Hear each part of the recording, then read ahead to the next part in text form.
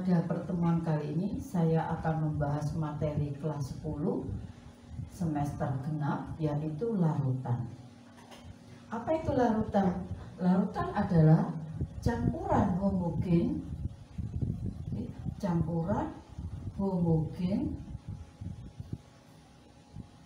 antara zat terlarut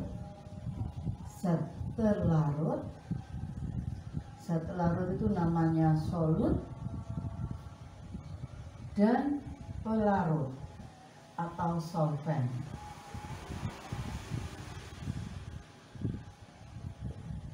Biasanya di sini zat pelarutnya lebih sedikit dibandingkan dengan pelarutnya. Dan untuk pelarutnya di sini kita pakai air.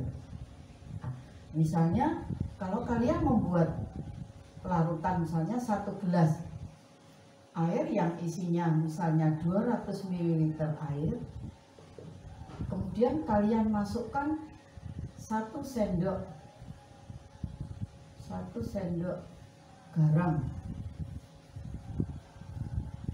atau misalnya bisa juga gula,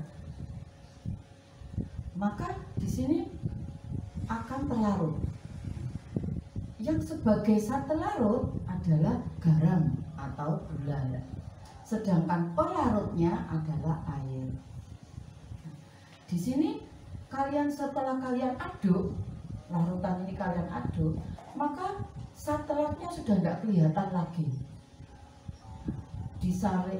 Dilihat dengan mikroskop biasa pun tidak kelihatan zat terlarutnya. Kemudian, inilah yang dikatakan larutan atau campuran itu dalam keadaan homogen. Nah, di sini homogen itu maksudnya serba sama. Jadi di sini kalau sudah terbentuk larutan, 1 sendok garam ataupun 1 sendok gula setelah dilarutkan, maka molekul-molekul gula atau molekul-molekul garam sudah tidak kelihatan lagi. Nah, ini dikatakan larutannya dalam keadaan homogen, ya, serba sama. Kemudian pada larutan di sini nanti dibagi menjadi 2, yaitu yang pertama larutan non elektrolit, yang kedua larutan elektrolit. Sekarang saya hapus dulu. Apa itu larutan non elektrolit? Larutan itu dibagi menjadi 2. 1 yaitu larutan non elektrolit.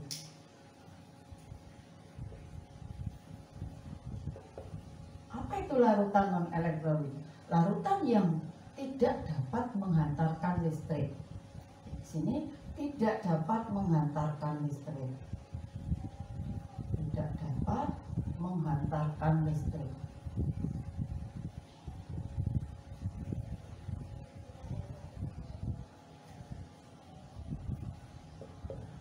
Kemudian zat larutnya tidak mengalami ionisasi. Jadi tidak mengalami ionisasi. Zat larutnya tidak terionisasi, ya.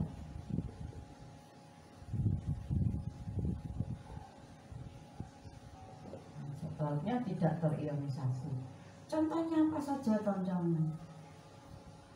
Contohnya adalah misalnya gula, kemudian urea, glukosa, alkohol. Nah, ini adalah contoh-contoh larutan non elektrolit, yaitu larutan yang tidak dapat menghantarkan listrik.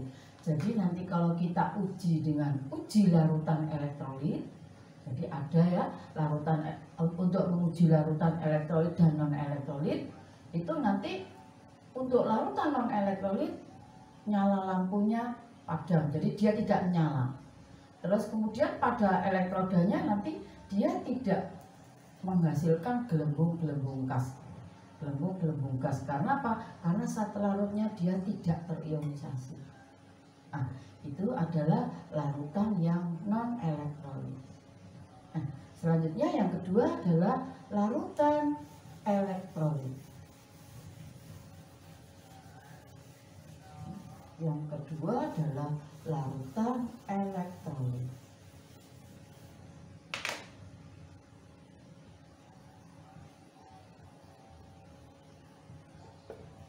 Apa itu larutan elektrolit? Larutan yang dapat menghantarkan listrik. Jadi larutan yang dapat menghantarkan listrik.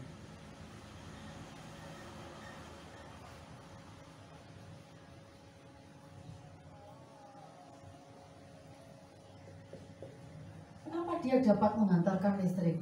Karena menurut Arrhenius, larutan elektrolit itu berarti dia dalam air dia menghasilkan ion-ion.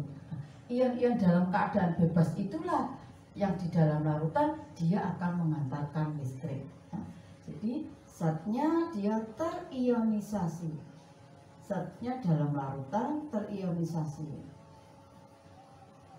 Dalam larutan terionisasi.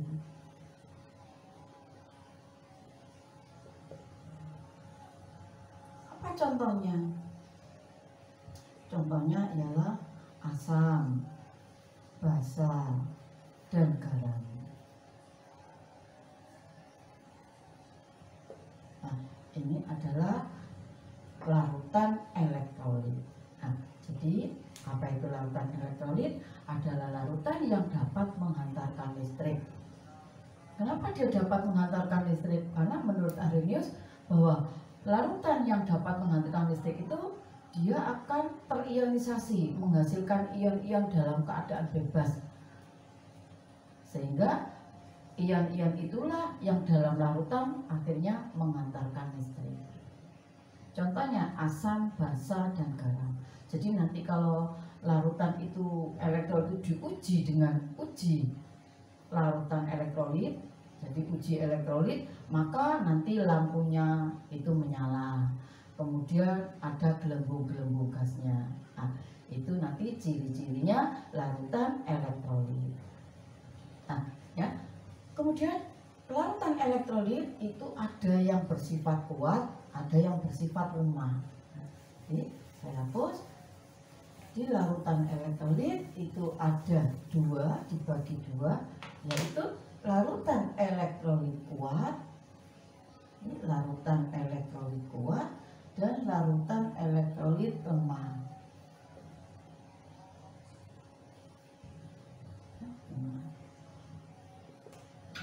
Bagaimana larutan elektrolit kuat itu? Dia terionisasi sempurna, ya, terionisasi sempurna, terionisasi sempurna. Sedangkan lemah dia terionisasi sebagian, terionisasi sebagian.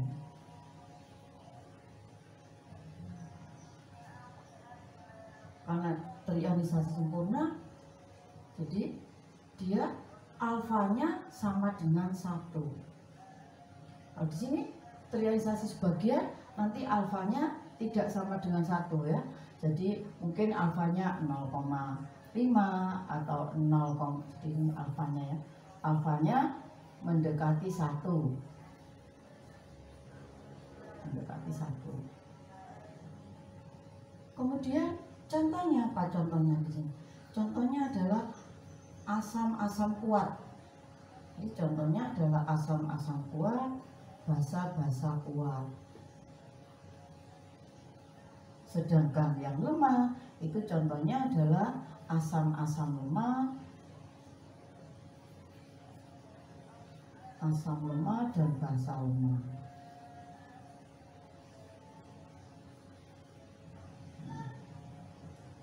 Jadi asam kuat contohnya misalnya HCl, misalnya basa kuatnya NaOH.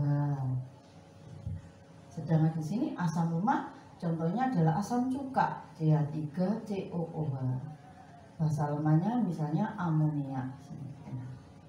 Ini adalah larutan elektrolit kuat dan larutan elektrolit lemah. Kemudian jadi nanti saya kasih contoh misalnya untuk menguji larutan elektrolit sama kuat sama yang non. Jadi yang non itu berarti dia tidak mengantarkan listrik, berarti dia tidak nyala lampunya mati, jadi dopnya nanti itu mati dan tidak ada gelembung-gelembungnya. Jadi misalnya ini yang kuat ya. Yang kuat kalau saya gambarkan pakai ini gelas kimia, terus kemudian di sini ada dua elektroda. Dua elektroda itu disambungkan dengan kabel. Kemudian di sini nanti ada lampu kecil. Lampu kecil.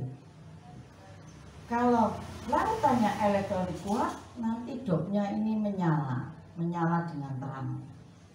Terus di elektroda ini nanti ada gelembung-gelembung gas. Dan gelembung-gelembung gasnya banyak kalau dia larutan elektrolit kuat. Nah, ini kalau elektrolit kuat. Jadi gelembung-gelembung gasnya banyak, kemudian dopnya lampunya menyala terang. Nah, ini jadi kalau kuat, ciri-cirinya larutan elektrolit kuat nyala lampu terang. Jadi nyalanya lampu terang. Nah, jadi di sini elektrolit kuat, gitu ya. Saya tulis di sini larutan elektrolit kuat. Nah, jadi ciri-cirinya ini larutan elektrolit kuat.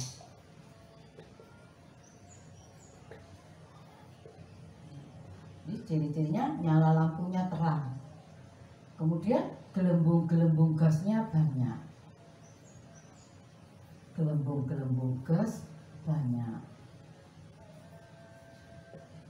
Gelembung-gelembung gasnya banyak. Ya, ini untuk larutan elektrolit kuat.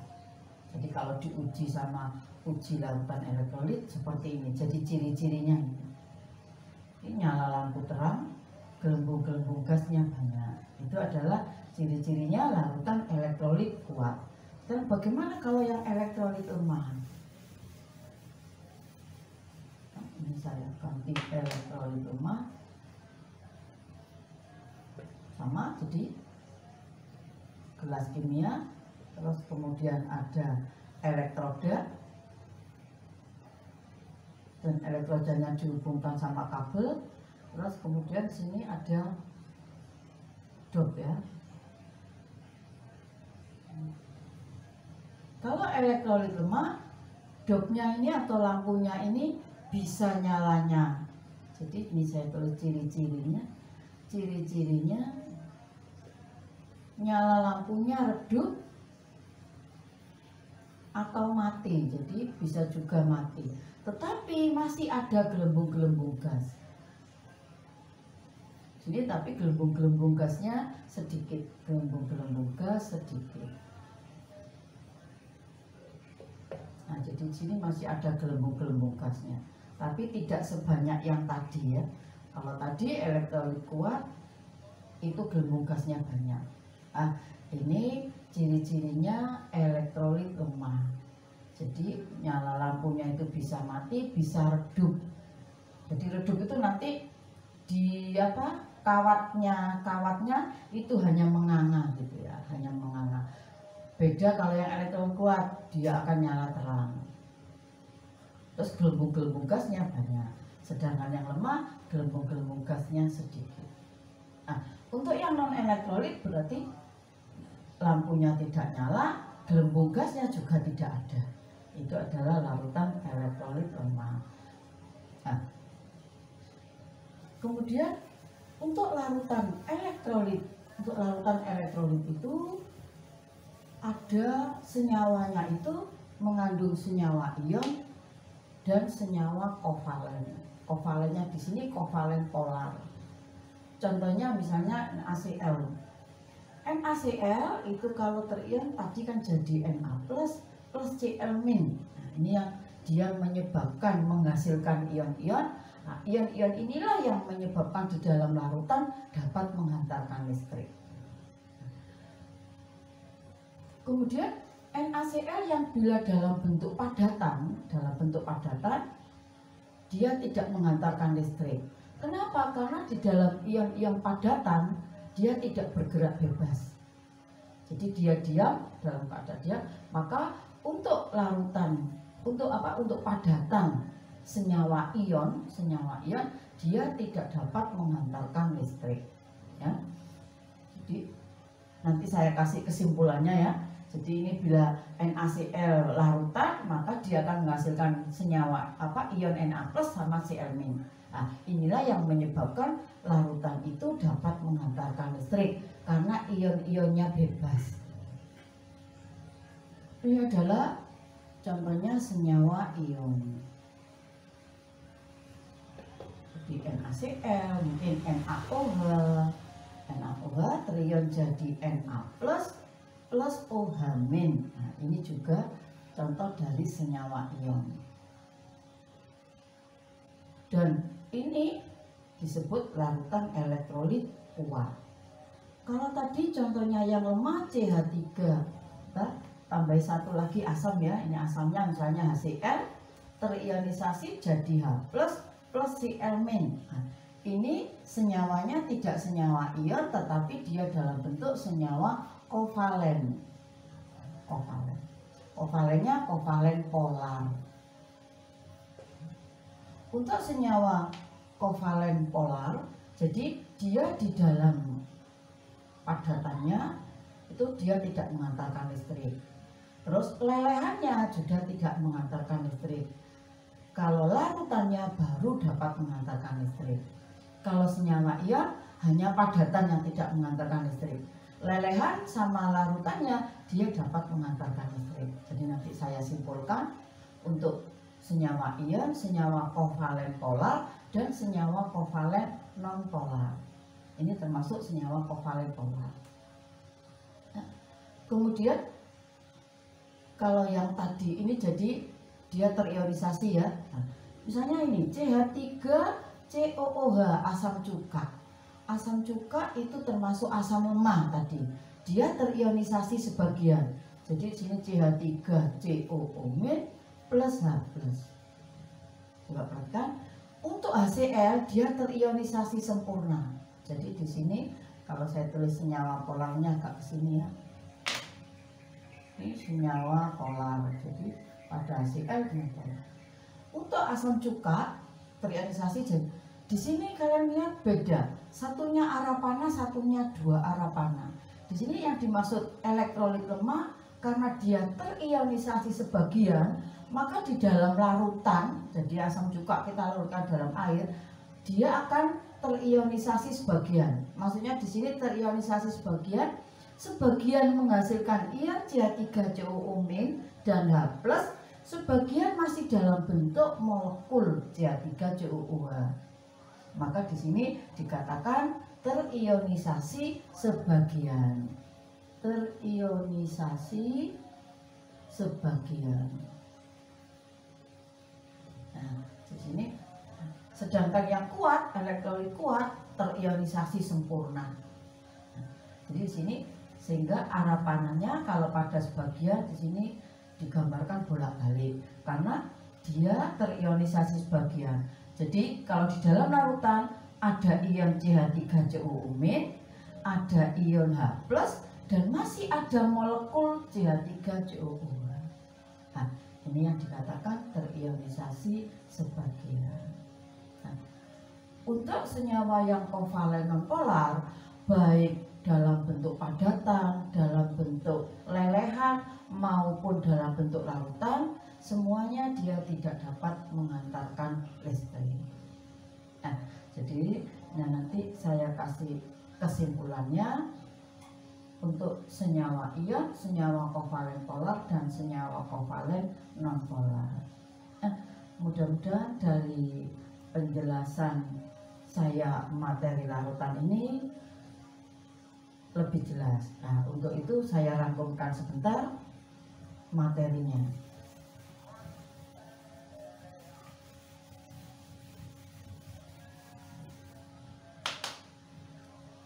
Ini daya hantar.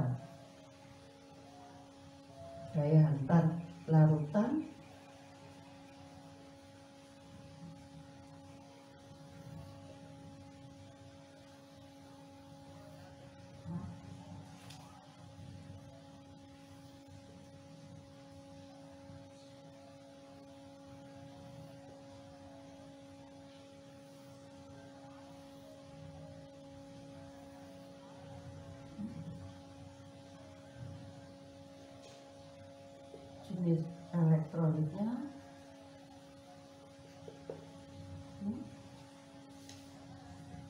Daya hantar listriknya.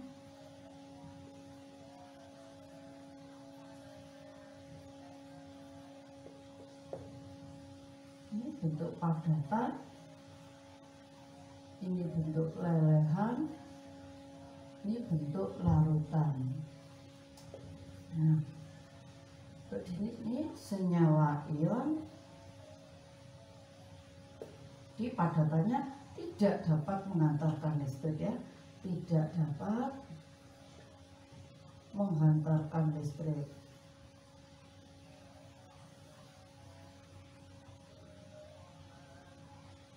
Menghantarkan listrik.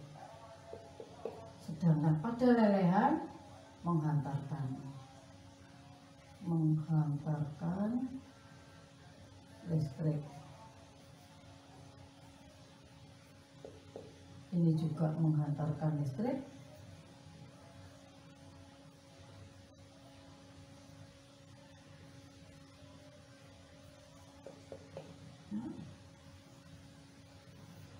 Kemudian senyawa kovalen polar.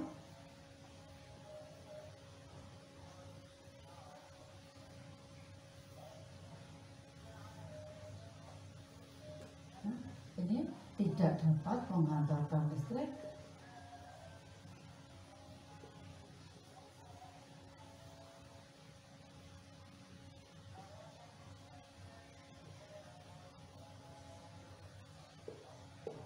Ini juga tidak dapat menghantarkan listrik.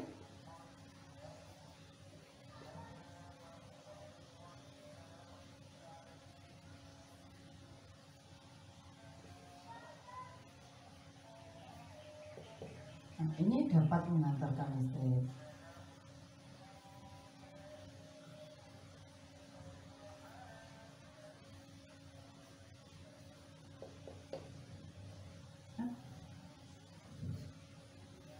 Sedangkan senyawa kovalen nonpolar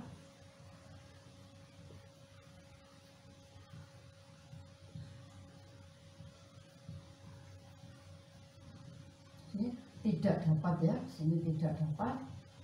Saya tuliskan tidak dapat saja. Ini juga tidak dapat. Ini juga tidak dapat.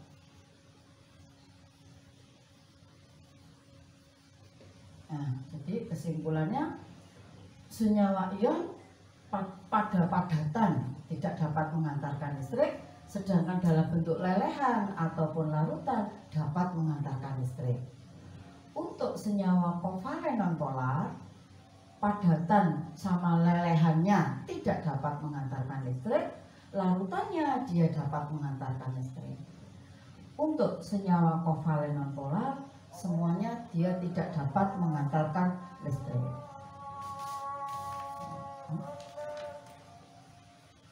Nah, dari penjelasan ini mudah-mudahan kalian paham. Kurang lebihnya saya mohon maaf. Saya ucapkan assalamualaikum warahmatullahi wabarakatuh.